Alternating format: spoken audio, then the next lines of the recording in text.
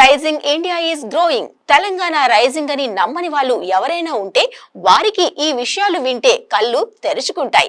2022 statistics ప్రకారం మన దేశంలో ప్రస్తుతం 122 ఎయిర్పోర్ట్స్ ఉన్నాయి. త్వరలో 200 నుంచి 250 కొత్త ఎయిర్పోర్ట్స్ అదనంగా వస్తాయి.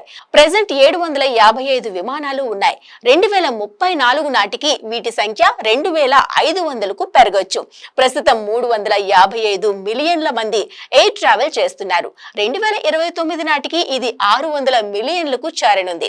2034 నాటికి 800 మిలియన్ పాసింజర్స్ ఎయిర్ ట్రావెల్ చేసే ఛాన్సెస్ ఉన్నాయి. ఇది దేనికి దారి తీస్తుందంటే అభివృద్ధి దిశగా అని చెప్పుకోవాలి. దీంతో మొదట లాభపడేది హాస్పిటాలిటీ సెక్టారే. హాస్పిటాలిటీ తర్వాత ట్రెండింగ్ లో ఉండేది బిజినెస్ లాజిస్టిక్. అధిక సంఖ్యలో వినియోగదారులను కలిగి ఉన్న దేశాల్లో అమెరికా, చైనా తర్వాత స్థానం భారత్దే అన్న విషయాన్ని ప్రతి ఒక్కరూ తెలుసుకోవాలి. అవకాశాలు ఎక్కువగా ఉన్న ఇతర రంగాల్లో మెడికల్ డివైజెస్, లైఫ్ సైన్సెస్ ఉన్నాయి.